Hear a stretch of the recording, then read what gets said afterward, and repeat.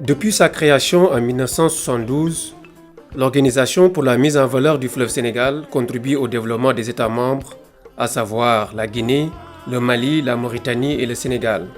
La réalisation de grandes infrastructures comme les barrages de Diama, Malantali et Fellou a permis de maîtriser en partie le fleuve.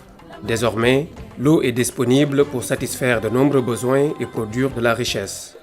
Ainsi, près de 375 000 hectares de terres agricoles peuvent être exploités, ce qui est d'un apport considérable pour la sécurité alimentaire des populations.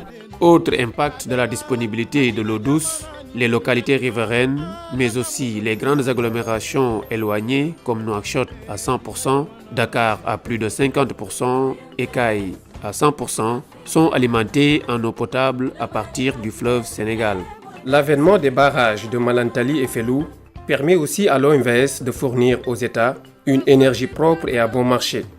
Cette production d'électricité a permis aux États de réduire de façon significative la part de production thermique très coûteuse, avec des économies estimées à plus de 1000 milliards de francs CFA. 3 grands barrages prévus sur le territoire guinéen, dont les géants Koukountamba, ajouteront à moyen terme près de 460 MW supplémentaires.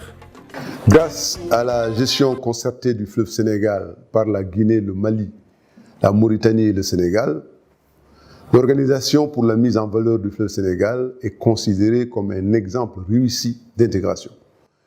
Elle a été d'ailleurs classée par 2 fois meilleur organisme de bassin au monde par la qualité de la coopération de ses États membres. Elle doit cette réussite à la solidarité entre ses membres et au soutien constant des chefs d'État.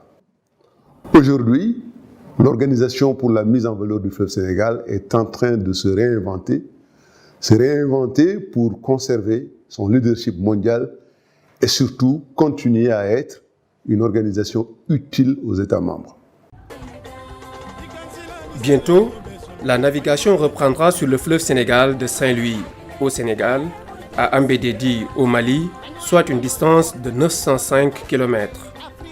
Le transport fluvial des marchandises, la mobilité des personnes, l'exploitation des richesses minières situées dans des zones enclavées multiplieront alors les opportunités de développement pour nos pays.